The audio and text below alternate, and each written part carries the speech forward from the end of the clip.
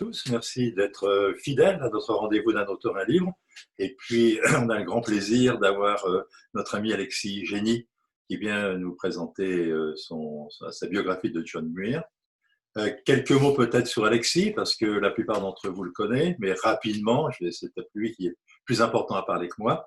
Donc, je vous rappelle qu'Alexis Génie a passé son enfance et sa scolarité à Belay, dans le Bugey, dans la région du Bugey, dans l'Ain.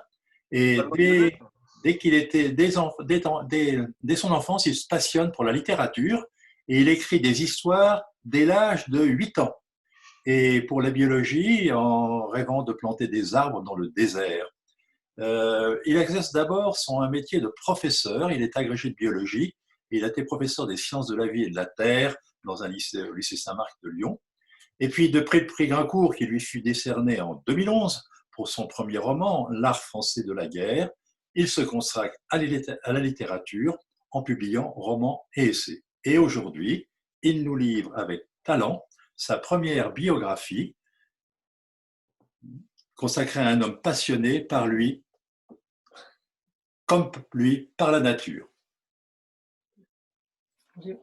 Donc, ce livre est l'histoire d'un conteur de la nature raconté par un talentueux conteur contemporain qui met le talent de sa langue au service d'un coup de foudre amical. Ils ne sont pas du même siècle, mais l'écrivain, qui a déjà ressenti et saisi la puissance de la nature qui se décline en paysages sublimes ou dans la simplicité d'un brin d'herbe, l'écrivain d'aujourd'hui nous décrit une forme de complicité donnée, semblable à celle que l'on vit quand on se découvre un ami dont on pressent que l'on est fait du même bois. C'est donc avec ravissement, avec l'impression de capter un peu de l'âme de John Muir que l'on lit le récit fait par Alexis Génie. On y découvre un homme à la force physique et de caractère qui semble tenir de la légende. Un homme d'une intelligence sensible, technique et intellectuelle, mise au service de la nature dans sa grande sauvagerie.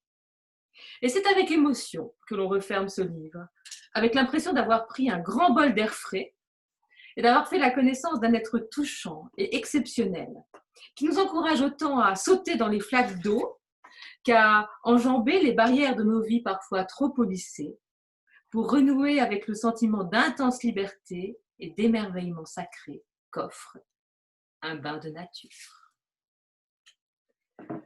Voilà ma petite présentation de ce livre que j'ai refermé ce matin même. Voilà, dans une forme, c'est vrai, d'éblouissement littéraire, autant voilà, par sa forme que par le fond. Et justement, cette rencontre, Alexis, nous rendait possible grâce à ce livre. Et pour commencer, est-ce que vous pouvez nous raconter bien comment est né ce livre? D'où vient l'idée? Je crois que c'est une commande. Oui, oui. Donc, j'ai pas eu l'idée tout seul, parce que cet homme-là, je ne le connaissais pas avant d'écrire le livre. C'est les éditions Paulson qui m'ont contacté. Alors, Paulson, c'est une maison d'édition qui est à la fois Paris et à Chamonix, et qui est spécialisée dans les récits de voyage, d'aventure, et souvent c'est la montagne, les glaces, les pôles, etc. Et au départ, elle, parce que ce sont deux éditrices, elle m'avait contacté pour écrire quelque chose, un voyage. Voilà, je ferai un voyage et je raconterai le voyage. Mais bon, moi je suis pas grand voyageur, alors je leur ai dit vous allez être déçus quand même parce qu'elles ont fait écrire Ruffin, Tesson, etc. Bah, moi, oui, je vais pas aller si loin, quoi. Donc on réfléchit un peu, puis quelques mois après, elles me disent tiens, ça vous dirait pas d'écrire sur John Muir? Je ne connaissais pas cet homme, j'avais une vague idée du nom. Donc, comme tout le monde dans ces cas-là, je suis allé voir sur Wikipédia et j'ai vu que il y avait beaucoup de choses. Et je me dis bah pourquoi pas, je sais pas, faut que je regarde, faut que je vais lire un peu, puis je reviens vers vous. Je vais à la bibliothèque municipale, j'emprunte un livre, je commence à le lire, et en 20 pages c'était fait, j'étais capté par cet homme-là. Voilà, c'était une sorte un coup de foudre littéraire et humain, voilà, par hasard, vraiment. On me l'a suggéré, je suis allé voir et j'ai été accroché. Cet homme, Donc, il est né en 1838, il est mort en 1914, donc il couvre la seconde moitié du 19e siècle. Il a écrit un certain nombre de choses. Il a écrit dans le désordre. De toute façon, voilà, il était un peu désordonné. Et il écrit merveilleusement bien.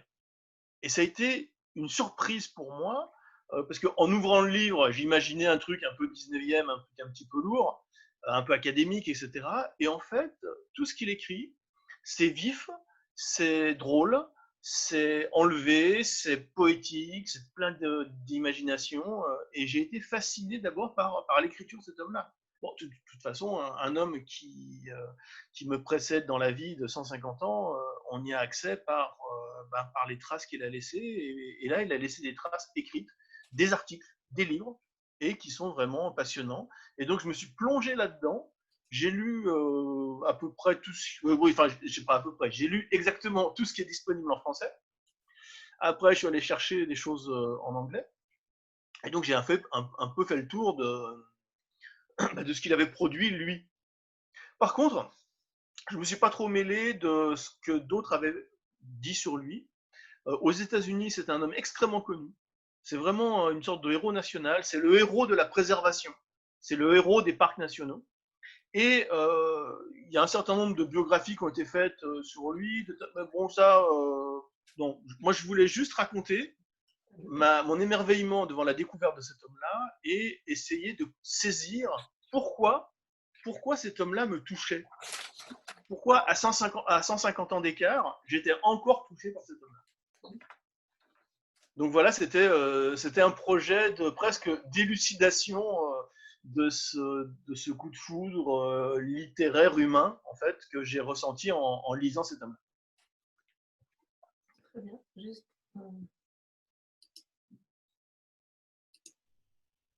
merci.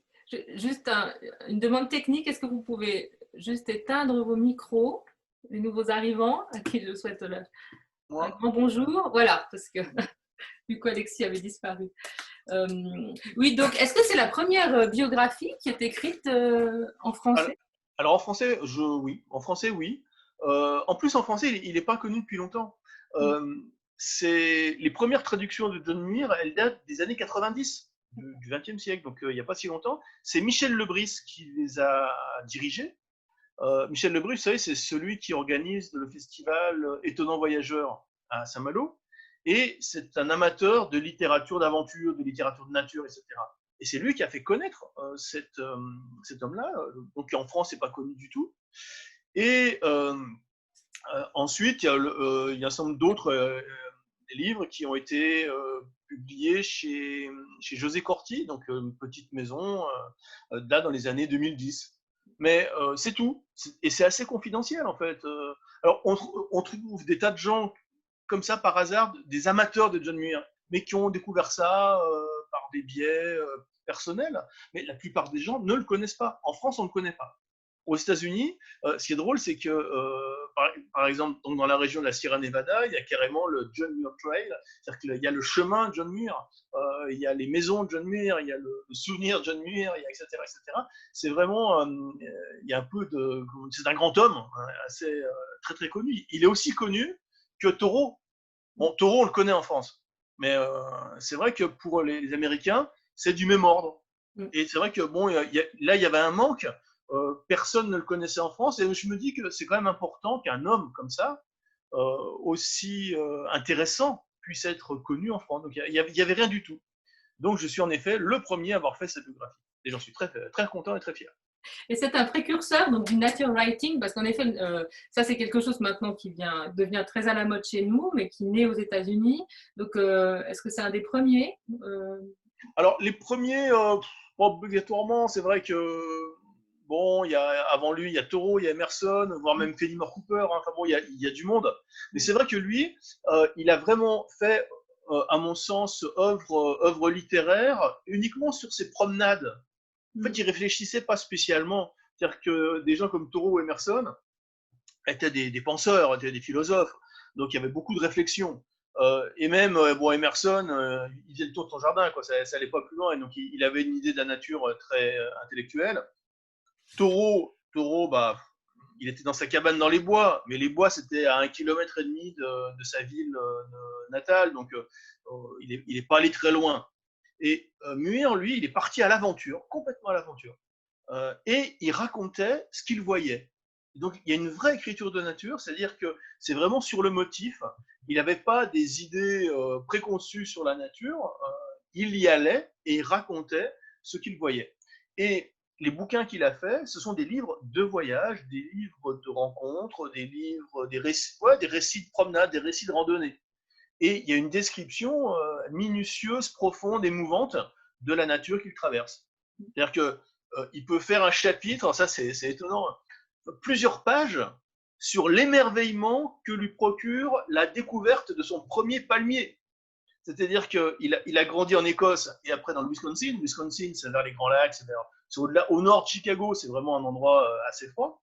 Et puis, il fait son premier voyage vers le sud. Et en Floride, il tombe en arrêt devant le premier palmier qu'il voit. Il connaissait ça par les livres, il le voit en vrai. Et il a des pages d'enthousiasme. Face à ça, il a une sorte de véritable émerveillement profond face aux manifestations de la nature et aux plantes et à l'inconnu. Ça, c'est très fascinant, c'est très beau, un homme qui peut écrire là-dessus, qui peut écrire sur l'émerveillement face à un arbre. Alors, ce qui m'a passionné, c'est que ce personnage si attachant est décrit avec le talent et la plume d'un grand écrivain, ce qui fait qu'on a un plaisir à lire ce livre, à la fois en découvrant un personnage et puis surtout en lisant la prose d'Alexis, qui est quand même d'une fluidité, d'une richesse extraordinaire. Est-ce qu'en quelques mots, vous pouvez nous... Moi, j'ai été frappé de l'évolution de ce personnage. Enfance malheureuse en Écosse, tient la langue, sauvage, vagabond dans la grande sauvagerie, et après, un homme qui se police, qui fonde une famille, bon père de famille, bon époux. Et cette progression est assez étonnante. En 2 mots, est-ce que vous pouvez nous donner rapidement l'évolution de sa naissance à sa mort, ce qu'il a fait? C'est vrai que c'est un homme de paradoxe, c'est une vie très contrastée. Donc, gamin, les 10 premières années de sa vie, il les passe en Écosse. En Écosse, au bord de la mer du Nord. Donc, c'est, je sais pas, 50-100 bornes d'Édimbourg. Et alors, c'est pas tellement une vie malheureuse, c'est une vie 19e. C'est-à-dire avec une rigidité. En plus, bon, son père est presbytérien, vous savez, calviniste. Oh là là, mon Dieu.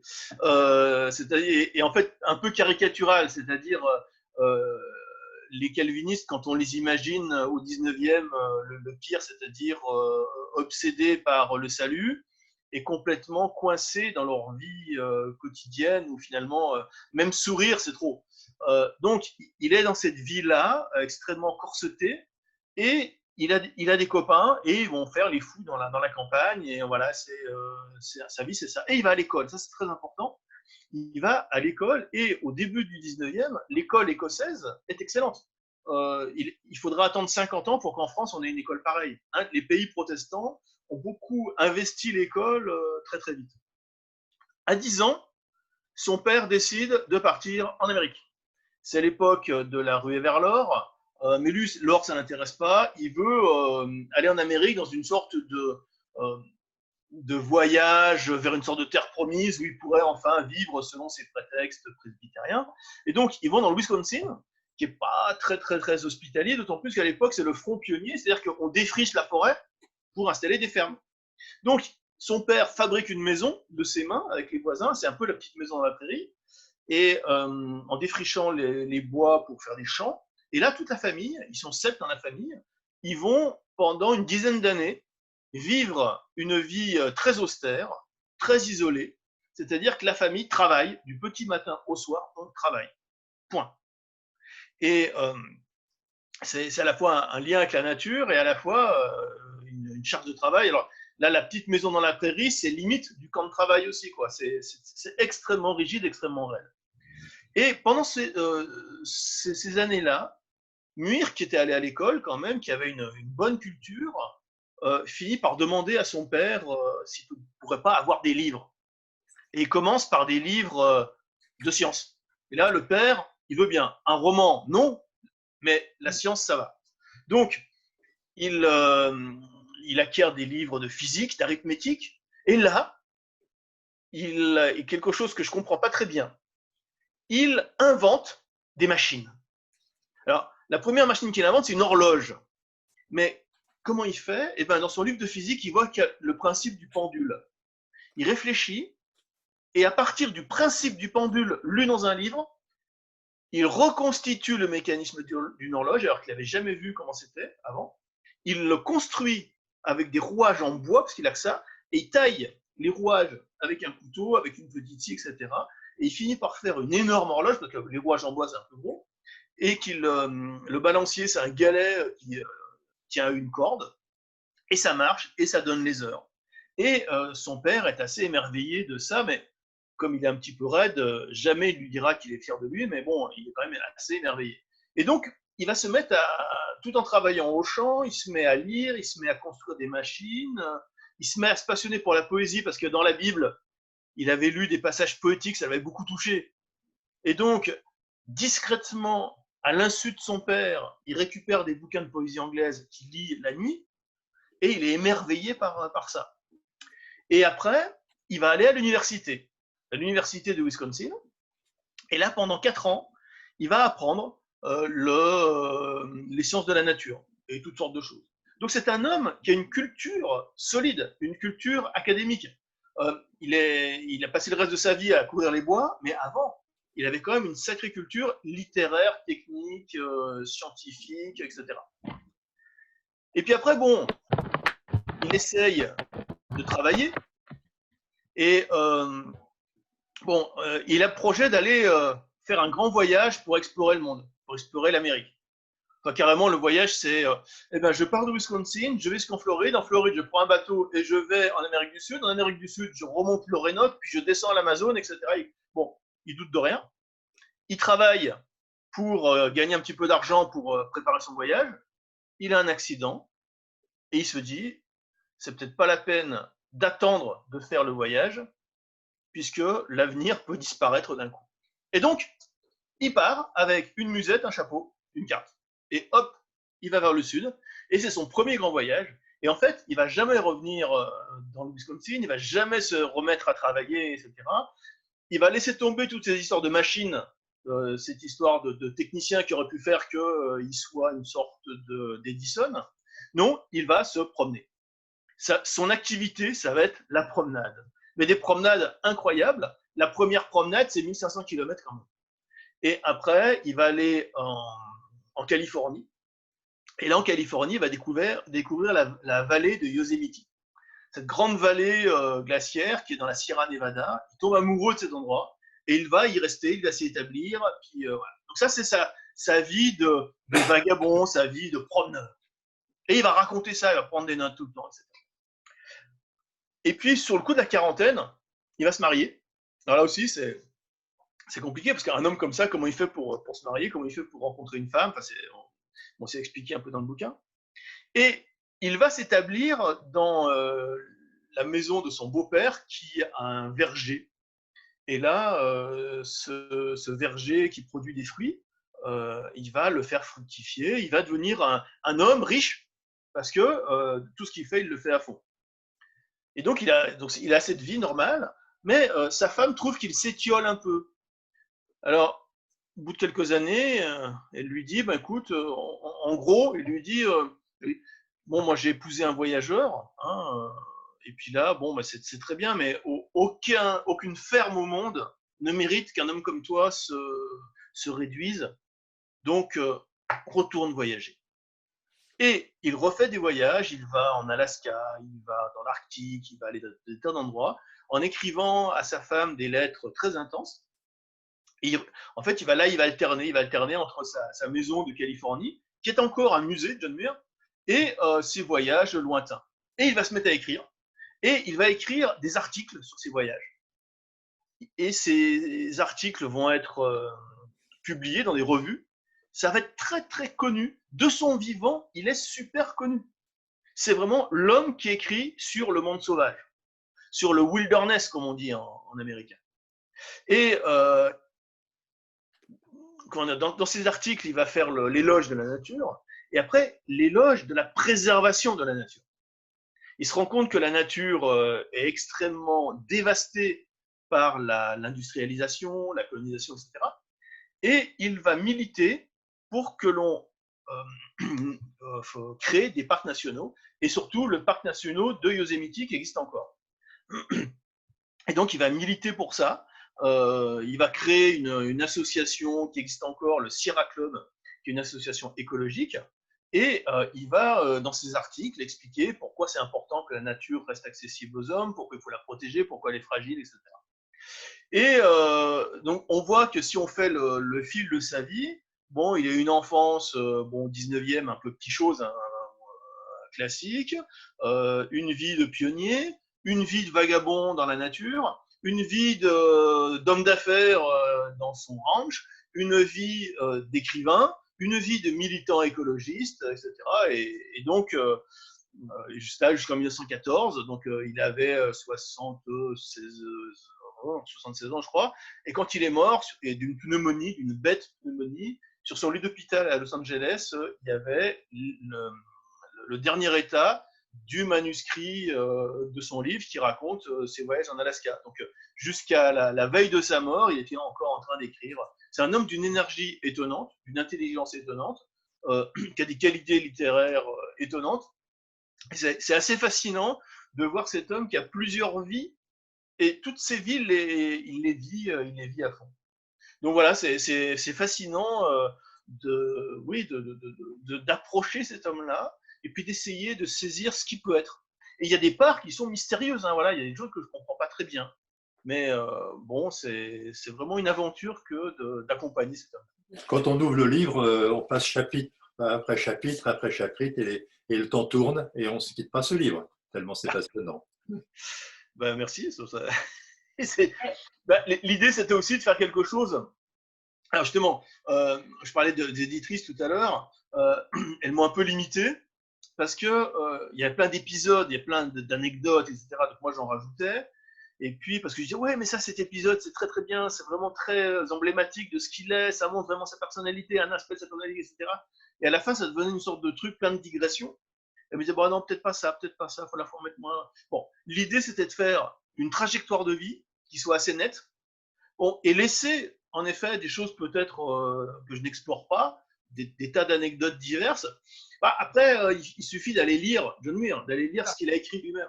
Et le petit chien alors, parce qu'on a parlé en introduction, oui, le petit chien, avant que tout le monde soit là. Vous savez qu'il y en a aussi un petit chien qui est en train d'écouter Alexis. C'est quoi cette histoire? Parce qu'il en a fait un livre pour enfants, mais par contre, on ne sait pas ce alors, c'est étonnant, parce que c'est une aventure qu'il a eue en Alaska. Il l'a raconté dans son livre Voyage en Alaska, et après, il le racontait oralement à des tas de gens. Et on lui disait, bah, il faut écrire un livre. Il a fini par écrire un livre pour enfants, qui est devenu, enfin pour enfants, je sais pas, un enfant d'une dizaine d'années, qui est devenu un classique de la littérature enfantine aux États-Unis. Donc c'est l'histoire d'un petit chien qui s'appelle Stickin, et ce petit chien l'accompagnait. Alors c'est un petit chien qui était un petit peu indépendant. Il l'accompagnait pendant un de ses voyages en Alaska. Bon, il était avec 2-3 autres, et puis bon, l'incorrigible Muir, à un moment donné, il s'en va, il va faire un tour, il laisse les autres, voilà, parce qu'il est un petit peu instable quand même. Et il décide de traverser un glacier. Un glacier d'Alaska, donc c'est super large un glacier d'Alaska. Et puis il y va genre à 5 heures le soir. Et puis bon, alors, le glacier est plein de crevasses, c'est compliqué. Et quand il arrive à l'autre bout du glacier, bah, il est bien embêté parce que le soir commence à tomber. Bon, alors il faut qu'il retourne. Il retourne, puis la nuit commence à tomber, puis il se met à neiger en plus, etc. Et le petit chien le suit toujours, le petit chien est avec lui. Et ça devient de plus en plus difficile. Il y a des crevasses qui traversent sur des ponts de glace, sur des ponts de neige. Voilà, c'est bon. Il se demande s'il va pas rester de la nuit, mais bon, il se rend compte que s'il s'endort sous le glacier, il va mourir de froid. Donc il faut absolument réussir. Et il va aider le petit chien en permanence à franchir les crevasses, c'est-à-dire qu'il va le porter dans ses bras. Il va l'encourager à franchir les ponts de neige. Il va dire viens, etc. Alors le chien, qui avait très très peur, il finit par lui sauter dans les bras, etc. Et il y a un lien très très fort qui se crée entre le chien et l'homme. Le chien qui fait toute confiance à l'homme, le chien qui est terrorisé, qu'il avait suivi pour se balader, mais en fait il se retrouve dans l'enfer des glaces. Et le chien terrorisé fait toute confiance à l'homme, se livre totalement à lui. Et quand il arrive enfin en pleine nuit au campement où il y avait les autres qui s'inquiétaient quand même un peu, ce petit chien va devenir comment dire, presque son ami confiant. C'est-à-dire ce chien va sans arrêt le suivre et le regarder en permanence avec des yeux éperdus d'amour et de reconnaissance. C'est-à-dire que dans cette traversée de glacier, il s'est créé un lien très très fort, un lien presque filial finalement avec ce petit chien. Et c'est quelque chose qui est très touchant, très drôle, très aventureux. Enfin, c'est un très beau récit qu'il a très bien su raconter dans un petit livre tout à fait accessible aux enfants, qui existe en français. Il existe, il a été publié dans les années 50 dans la collection Rouge et Or. Je ne sais pas si vous vous rappelez cette collection-là, collection voilà, pour enfants adolescents. Et voilà, mais c'est aux États-Unis, c'est vraiment c'est un des classiques de la littérature enfantine. Et donc, ça témoigne en fait de sa sensibilité pour les animaux. Ouais. Et puis aussi par rapport à la nature, ce que je trouvais intéressant, c'est qu'il ne parle pas tellement de l'ambivalence de la nature. La nature, pour elle, est belle et positive. Et enfin, moi, ce qui m'étonne dans les récits, c'est quand il traverse des tempêtes, quand il traverse enfin, il dit, voilà, au milieu de l'enfer des glaces, il vit quand même, j'allais dire, il met sa vie en jeu. Et en fait, il n'a jamais l'air terrorisé par les éléments. Il y a quelque chose comme ça d'une fascination permanente et d'émerveillement. Oui, tout à fait. Alors, même pour la violence de la nature. Ouais. Alors, il y a quelque chose, là aussi, c'est un homme qui est psychologiquement complexe. Son rapport à la nature, des fois, c'est de l'ordre de la conduite à risque.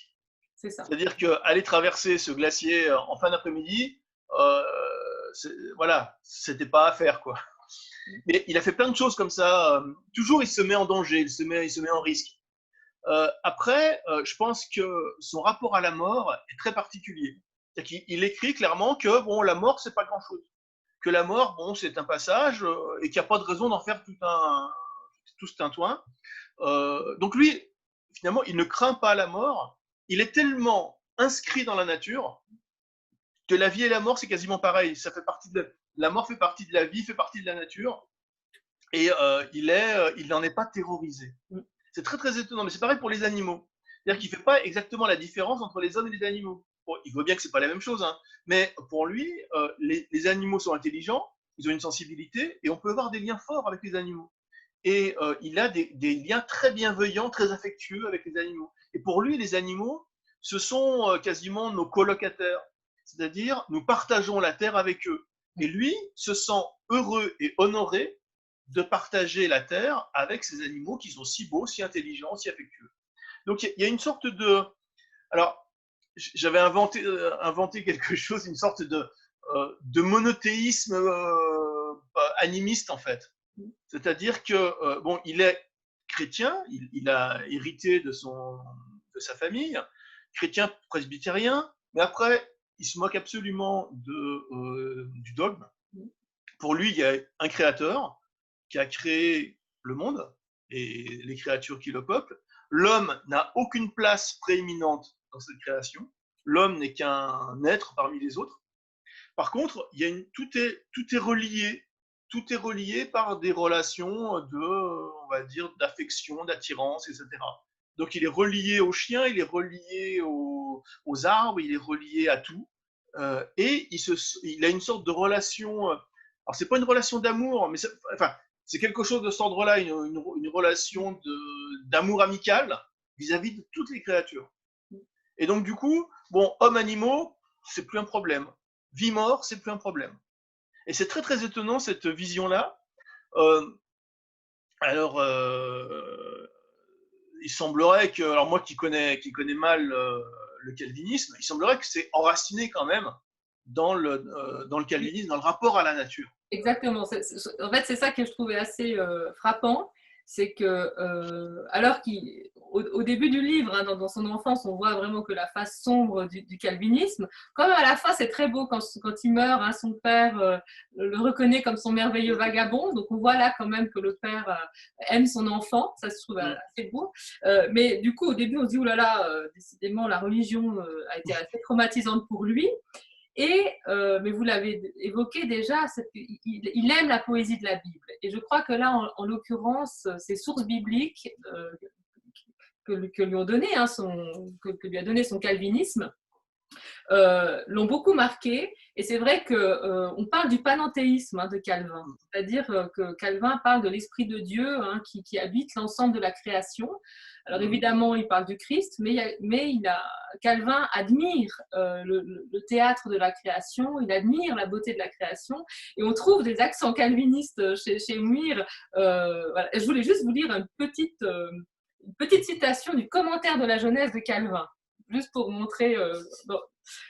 Nous voyons bien, alors ça c'est Calvin qui écrit ceci, nous voyons bien de nos yeux le monde, nous marchons de nos pieds sur la terre, nous manions et tâtons de nos mains tant de sortes d'œuvres de Dieu qu'on ne saurait dénombrer. Nous flairons de nos narines l'odeur suave et plaisante des herbes et des fleurs, nous jouissons de fort grands biens, mais il y a une telle infinité de la puissance, bonté et sagesse divine en ces choses même que nous comprenons qu'elle engloutit tous nos sens. On est assez étonné quand on dit que c'est du Calvin, parce qu'on a là une sensualité, en fait, une sensorialité face à la nature, et en même temps cette forme de transcendance, enfin, en tout cas de sacré, d'émerveillement qu'on retrouve aussi chez Muir. Voilà. J'aimerais bien vous citer, Alexis, puisque vous décrivez de manière extraordinaire cet élément-là, page 141, pour donner un peu goût à nos auditeurs à venir fréquenter votre livre. Et sur ce sujet, vous écrivez: Muir est spiritualiste en permanence, imprégné de culture biblique et d'un amour profond pour la nature. Il se crée à son usage une sorte d'animisme monothéiste, étrange chimère qui lui fait avouer de ne pas être entré dans une église depuis son départ de chez lui, mais de considérer cette vallée merveilleuse justement comme une église où la gloire du Seigneur est écrite en majuscules. Quel beau texte, quel bel langage et quelles belles idées. Merci, Alexis. Mais alors, justement, le texte de Calvin, il aurait pu être écrit par Muir, en fait. Il est vraiment dans cette idée-là. Alors, du coup, c'est assez étonnant parce qu'on le considère comme un fondateur de l'écologie parce qu'il a contribué à créer des parcs nationaux. Mais il n'a rien à voir avec l'écologie contemporaine. C'est-à-dire que lui, il est totalement enraciné dans des représentations bibliques, et alors que l'écologie contemporaine, elle a une base scientifique, mais la notion même d'écologie, je crois que ces notions-là, d'écosystème, etc., ça date du début du XXe siècle. Donc lui, il n'a jamais connu ça. Et il a simplement une sorte d'enthousiasme, mais au sens propre d'enthousiasme. Il y a une sorte il est habité par l'esprit, un enthousiasme quand il se promène dans cette nature. Et pour lui, les forêts sont des cathédrales. Et alors, il y a une sorte de malentendu là-dessus sur l'ancêtre des écologistes ou pas. Alors c'est drôle parce que là aussi, les éditrices, elles ont un petit peu, elles m'ont fait enlever un certain nombre de mentions de création. Je trouve que j'en faisais un peu trop. Je disais, ok, je veux bien enlever un peu, j'en rajoute un peu trop, mais si on ne considère pas ce rapport biblique à la nature, on ne comprend pas Muir. Voilà, il est vraiment compréhensible que par ça. Donc, quand on dit c'est un fondateur de l'écologie, bon, bah, il y a un peu un malentendu. C'est un fondateur de l'écriture de nature, ça probablement. C'est un des premiers à écrire une vision sensible et cosmique de la nature. Mais après, il n'a pas grand-chose à voir avec l'écologie contemporaine, sauf peut-être dans l'encyclique de François, dans Laudato Si, il y a quelque chose qui est proche. C'est-à-dire que Laudato Si définit une écologie globale, une écologie à racines chrétiennes, une écologie spirituelle, et on peut rattacher les deux. Muir et Laudato Si ont des choses en commun. C'est en ça que Muir aussi est contemporain. Parce que finalement, Bon, ben, la création, ou plutôt, on va dire l'environnement, hein, la nature, on peut l'aimer pour des raisons scientifiques et pratiques, c'est-à-dire on en dépend, donc il faut la préserver. On peut aussi la voir comme étant quelque chose d'exaltant et on peut avoir un lien spirituel avec la terre, avec la nature, avec la forêt, etc. Quelque chose qui exalte, qui grandit et qui relie. Et ça, c'est bon, bah, il y a une tradition de nuire à Laudato aussi. Et puis en avant, on peut même, il y a un petit peu de Saint François là-dedans aussi. Je crois qu'en fait, c'est vrai que l'écologie est diverse aujourd'hui et que l'éco-spiritualité voilà, parle dans beaucoup de champs. C'est vrai que dans nos autres invités d'un auteur à livre, vous avez certains d'entre vous ont le plaisir d'entendre Philippe Roch, et puis qui avait écrit un livre sur Rousseau. C'était aussi une amitié très, très forte entre l'auteur et puis le sujet de son livre. Et aussi Fabien Revol, qu'on a eu la chance d'entendre il n'y a pas longtemps aussi sur l'écologie dans le catholicisme. Donc, aujourd'hui, c'est vrai que je trouve Muir pour nous très contemporain, puisqu'il y a des choses qu'on redécouvre de ce qu'il a pu dire. Enfin, c'est assez fort. Et par rapport au fait qu'il soit précurseur de l'écologie, quand même, sur la fin de sa vie, son action plus politique est à relever. Et le lien avec les parcs nationaux, enfin, les grands parcs. Alors c'est vrai que alors c'était la fin de sa vie, il avait quoi? Il avait plus de 60 ans. Et là, bon, au départ, c'était en lien avec un directeur de revue. Il décide de pousser l'État de Californie à créer un parc autour de Yosemite parce que Yosemite est dévasté par la prospection aurifère, par les troupeaux de moutons et par l'abattage du bois. C'est-à-dire que les séquoias étaient abattus sauvagement pour récupérer leur bois. Donc, il fait un certain nombre d'articles qui militent pour la préservation de la nature. Et pour lui, c'est important à différents niveaux. C'est-à-dire qu'il est nécessaire pour l'homme d'avoir un accès à la nature.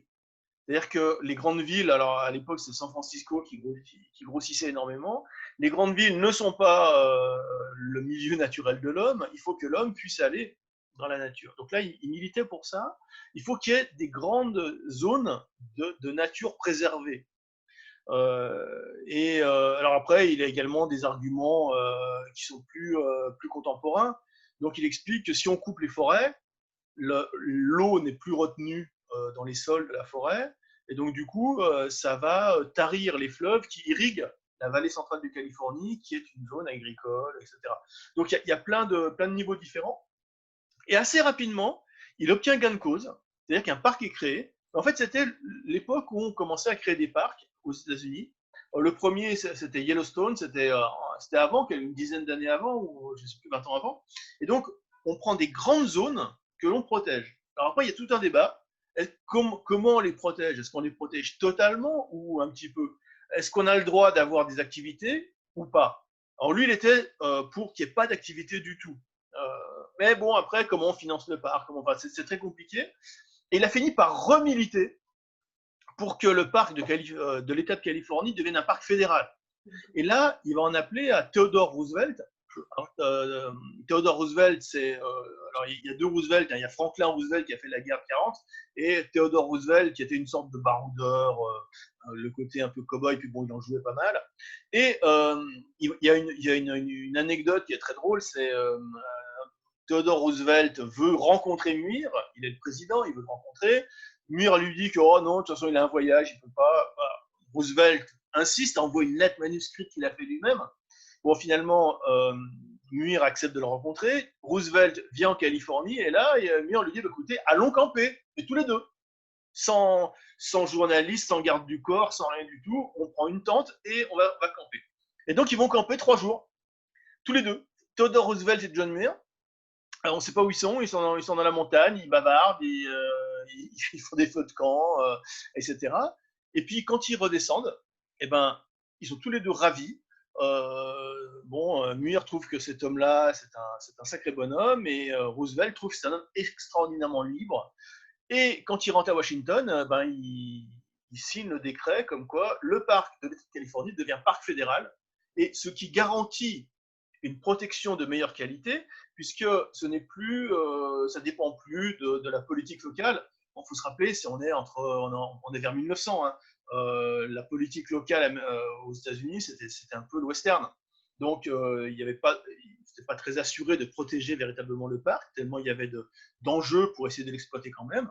Et carrément, on envoie l'armée, la cavalerie, pour virer les prospecteurs, les moutons, les bûcherons, etc. Et on protège, et c'est toujours protégé.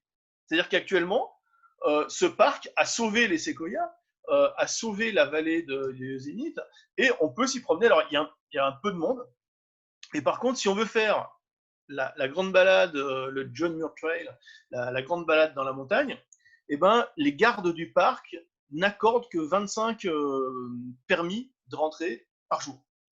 Donc, il faut y aller, il faut faire la queue au petit matin pour espérer avoir une place. C'est extrêmement protégé, mais c'est dans l'esprit de Muir, c'est-à-dire une réserve, c'est quelque chose où la nature vit par elle-même, donc on limite toutes les activités humaines. C'est une certaine vision de la protection de la nature. On peut en avoir d'autres. Hein. On peut imaginer aussi que, alors surtout en Europe, dans cette Europe si peuplée dans laquelle nous vivons, peut-être que les parcs ne peuvent pas être la même chose. On ne peut pas délimiter d'immenses zones où il n'y aurait pas d'activité. Il faut inventer des façons d'être en équilibre avec la nature en Europe. Mais aux États-Unis, c'est quelque chose qui est faisable. Et en plus, ça correspond aussi à cette idée américaine de la protection de cette terre promise, de ce wilderness, de cette terre vide dans laquelle les gens sont venus, prétendument vide, parce qu'il y avait quand même du monde avant, mais considérés comme vide. Et il y a quelque chose, alors je ne sais plus si j'ai entendu ça, pour les Américains, pour des gens comme Muir, le wilderness, ces grands espaces, ça correspond au désert des Écritures, c'est-à-dire un lieu spirituel. C'est-à-dire qu'on va s'établir là, et en fait, on va être en lien direct avec Dieu, et il y a quelque chose du salut dans la fréquentation de ces grands espaces. C'est une vision totalement différente de ce qu'on peut avoir en Europe, parce qu'en Europe, on vit dans un jardin finalement. Tout est extrêmement peuplé. Il n'y a même plus de forêt primaire en Europe. Tout a été retravaillé par l'homme. Il y a des forêts, mais ce n'est pas celles qu'il y avait il y a 10 000 ans. Merci Alexis.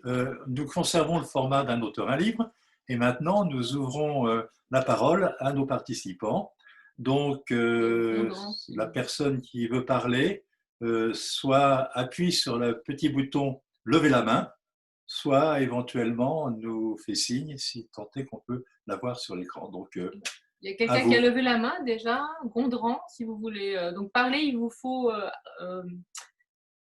activer l'audio. Voilà. Je crois que c'est fait. Est-ce qu'on vous entend? Voilà.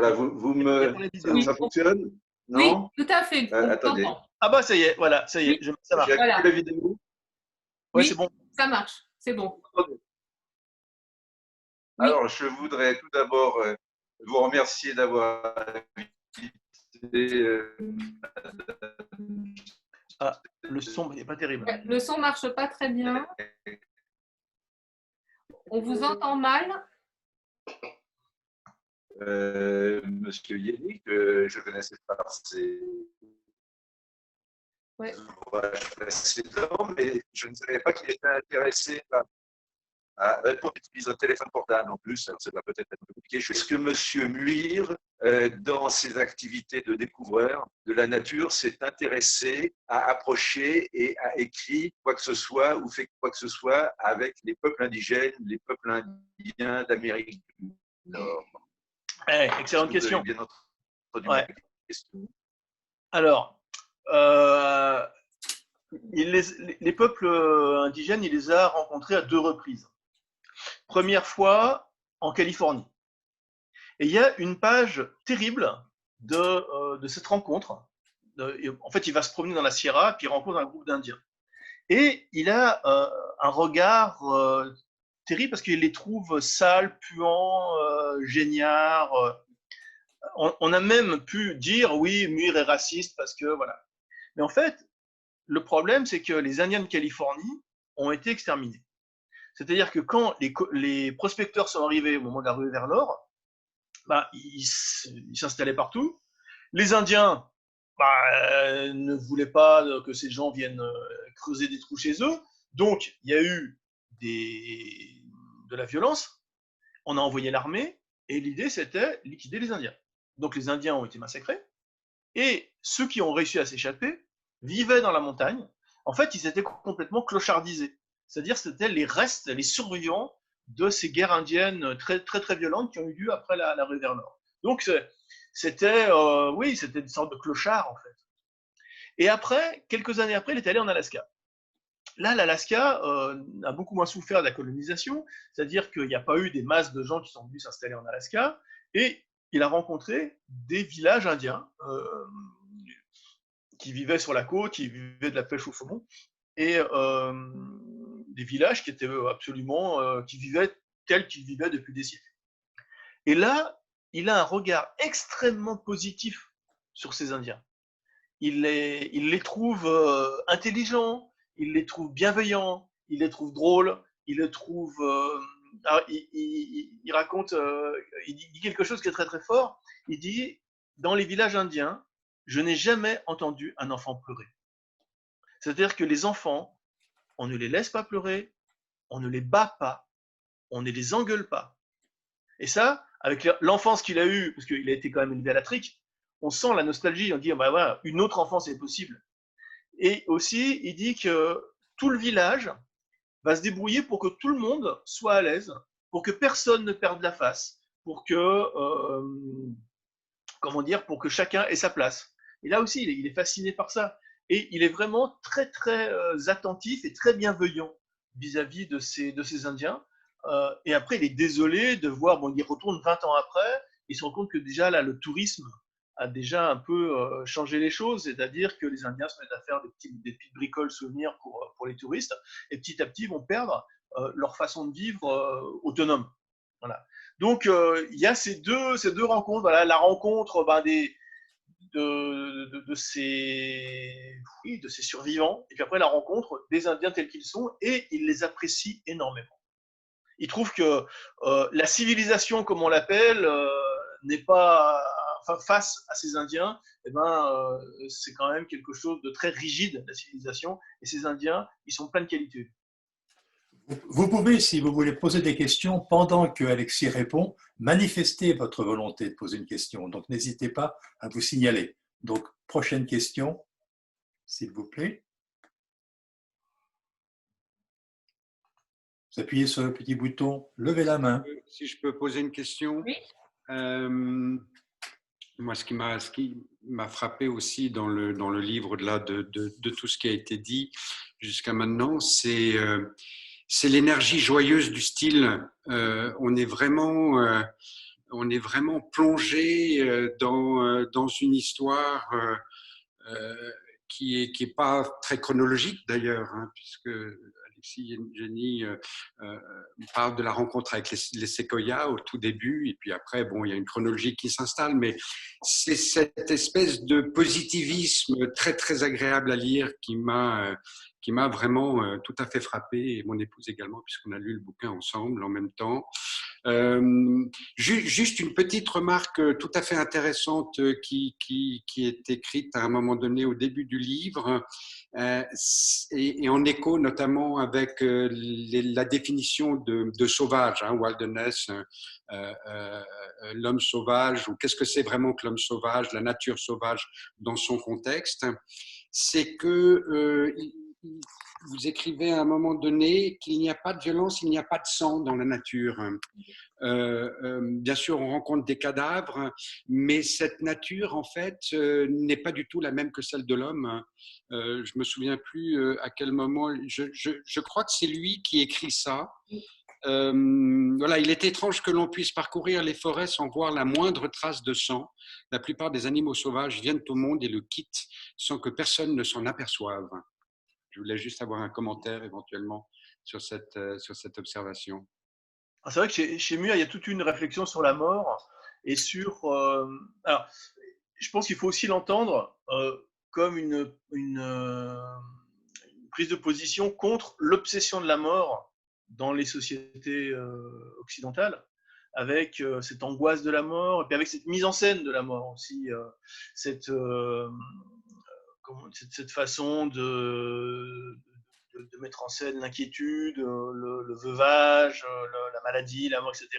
Ce côté très très sombre aussi du christianisme 19e, hein, qui est un peu obsédé par cette idée de mort. Et lui, il essaye de se sortir de ça en regardant la nature. Il dit voilà, dans la nature, on vit, on meurt, on n'en fait pas toute une histoire. Ça fait partie d'un grand cycle de vie. Alors, du coup, il était assez indifférent à toutes ces histoires de mort. Dans son premier voyage, il arrive à Baltimore et il ne sait pas trop où aller. Il y a un peu des nègres qui rôdent. Bon, le terme, il est d'époque. Puis c'est la première fois qu'il en voyait parce que lui, entre l'Écosse et le Wisconsin, il n'avait pas de masses. Et il décide d'aller camper au cimetière. Parce qu'il se dit, comme ça, les rôdeurs, ils n'oseront pas venir. Et il s'endort sur une petite butte, comme ça, il dort super bien. Il se réveille, puis il se rend compte que c'était une tombe. Il dit, j'ai vachement bien dormi, mais sûrement moins bien que celui sur qui j'ai dormi. Et cette espèce de rapport tranquille, en fait, à la mort, une sorte de... Mais c'est pas de l'inconscience. C'est dit voilà, on va pas en faire toute une histoire. Ce qui compte, c'est la vie, et quand on est en vie, célébrons la vie. En même temps, je trouve que ce qui est assez fort aussi, c'est quand sa femme meurt. Je crois que c'est Roosevelt qui lui écrit qu'il doit aller dans la nature, justement. Donc ça, c'est très fort parce qu'il fait quand même, il vit quand même le détachement. Hein. Pour lui, il vit quand même les séparations. Et c'est très fort aussi ce qu'il fait au moment où son père va mourir. J'ai trouvé très touchant. Ah oui, il rassemble parce que il avait pas revu son père depuis, je ne sais plus, une vingtaine d'années. Et là, brusquement, il sent que son père va mourir. Et c'est comme ça, à sa table de travail, il pose son stylo, il se lève, il va dire à sa femme, mon père va mourir, j'y vais. Et puis il fait le tour des États-Unis pour récupérer ses frères et sœurs, et en leur disant, notre père va mourir. Alors il y en a un qui est médecin qui dit, attends, mais c'est bon, moi je peux pas lâcher ma clientèle. Il dit, t'inquiète, ça va durer 3 jours. Au bout de 3 jours, tu pourras retourner parce que voilà, on aura le temps d'enterrer. Il dit, mais comment tu sais que ça va passer si vite? C'est comme ça, je le sais. Et donc, ils se rassemblent tous, ils vont dans la maison du père. Le père, il est grabataire, il bouge plus, il reste au lit et il lit la Bible. Et là, il voit apparaître tous ses enfants qui se rassemblent autour de lui. Et ils vont passer 3 jours ensemble. Et puis, en fait, il va mourir tranquillement, entouré de ses enfants. Et il y a quelque chose d'une sorte de réconciliation avec le père, parce que bon, il avait toujours été dans une sorte de compétition pour être aimé quand même du père en faisant du mieux qu'il pouvait, mais le père ne reconnaissait rien, restait extrêmement froid. Et là, enfin, le père lui tend la main. Et ça lui fait merveilleusement du bien que d'avoir pu passer ces quelques jours à côté de ce père qui enfin le regarde et enfin le voit. Mais là, il avait 50 ans. Donc non, c'est une belle histoire. Et c'est vrai qu'avec sa femme, je pense que ça a été un drame. Ils avaient un lien très très fort tous les deux. Alors, ça a été très compliqué de comprendre son rapport aux femmes parce qu'il n'en dit rien. Puis bon, le 19e, on sait ce que c'est. C'est pas les femmes, elles sont quand même discrètes. Et j'ai essayé de comprendre quelque chose de son rapport à sa femme. Et il y a une correspondance entre les deux. Et des deux côtés. Alors, il allait en Arctique, et là, il confiait des lettres aux bateaux qui passaient, qu'il leur confiait à d'autres bateaux, etc. Et les lettres finissaient par arriver. Et bon, ça prenait un peu de temps, mais elles arrivaient quand même. Et il y a des lettres très touchantes et très intenses de l'un à l'autre. C'est-à-dire qu'ils sont loin, ça n'empêche pas un lien très très fort.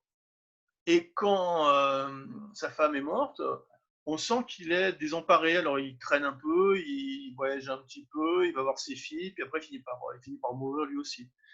C'est pas parce qu'ils n'étaient pas tout le temps côte à côte ensemble dans la même maison qu'il n'y avait pas un lien extrêmement fort. Et ça c'est assez beau. Ça c'est quelque chose que bon, il faudrait peut-être j'aurais pu creuser aussi. Mais il aurait fallu aller chercher la correspondance qui n'est pas disponible en France. Voilà, donc l'idée, c'était de faire aussi un livre qui soit vif et rapide. Ouais. Mon intention n'était pas du tout de faire un livre de 500 pages qui soit exhaustif. Mon livre n'est pas exhaustif, il a plein de manques, mais c'est exprès. Et je veux vraiment que ça soit quelque chose qu'on lise de façon comme une promenade, quoi. On va d'un bout à l'autre, et puis après on dit ça alors quel homme. Et puis du coup, on garde un peu de curiosité pour aller peut-être explorer ce qu'il a écrit lui.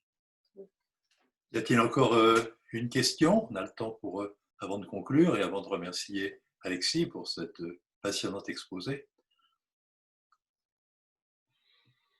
Le temps de la question, je vous rappelle le titre de son livre, « J'aurais pu devenir millionnaire, j'ai choisi d'être vagabond ». Et vous pouvez le trouver bien évidemment chez Payot, il est en bonne place. Vous le commandez en ligne. Ouais. Alors, le titre, c'est une phrase de lui. On a bien eu du mal à trouver un titre d'ailleurs. Et en fait, au départ, dans une sorte de vision un peu littéraire des choses, je l'avais appelé Muir ou l'émerveillement. Et là, l'éditrice, là encore dans sa grande sagesse, m'a dit mais tu sais, ça va pas aller parce que personne ne connaît Muir, donc ça va parler à personne. Ah, c'est vrai. Je veux bien poser une deuxième question, éventuellement, si je prends la place de personne.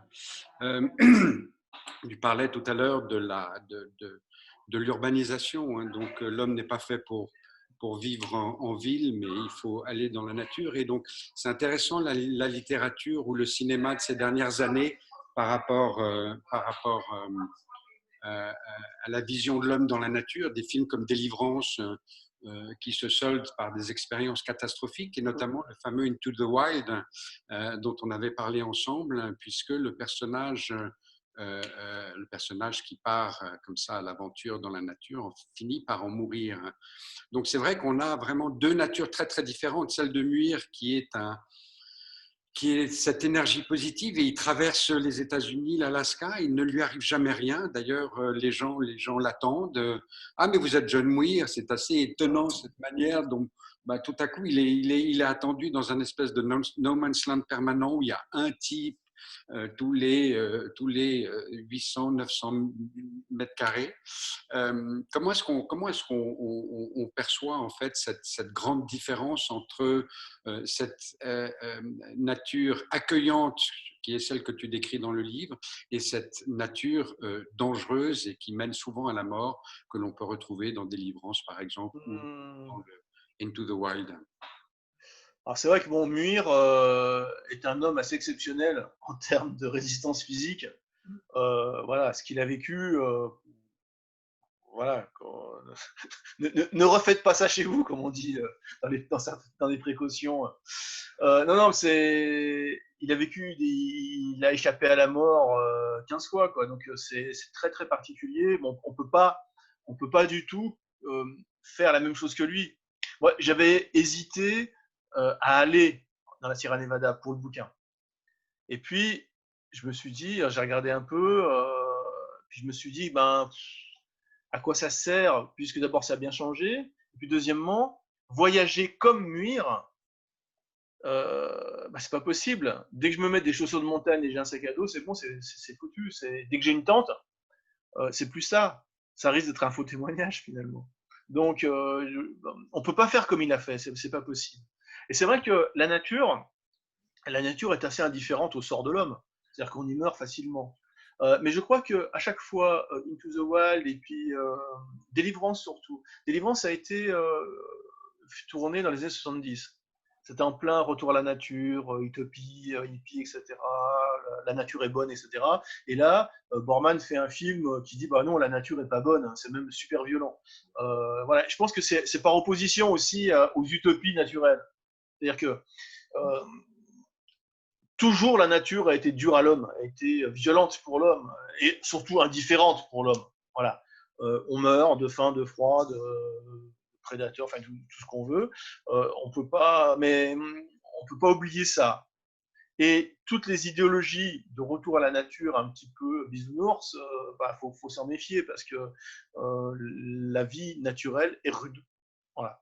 Et je pense qu'il y a ça un peu dans ces et Muir, lui, surmonte les dangers avec indifférence, Mais bon, il n'y en a pas beaucoup des gens comme ça. Alors, si, alors, ce qui est drôle, j'ai fait une rencontre au mois de février là, avec Jean-Louis Etienne. Et je vais la refaire d'ailleurs à Chamonix en août. Et Jean-Louis Etienne est un type un peu de cet ordre-là. C'est-à-dire, c'est un type. Alors lui aussi, c'est un tout petit bonhomme, tout freluquet. Et il va au pôle Nord à pied, quoi. Et puis après, il va au pôle Sud avec des chiens, tranquille. Et il vit des choses, mais absolument terribles, physiquement terribles. Mais il a une telle volonté, une telle force, et une telle résistance physique aussi, qu'il peut le faire. Mais il n'y a pas grand monde qui peut faire ça. C'est-à-dire surmonter les forces de la nature comme ça. Bon, on est l'homme moyen, dont moi-même, on n'est pas fait pour. Et on risque plus de s'auto-empoisonner comme dans les sauvages.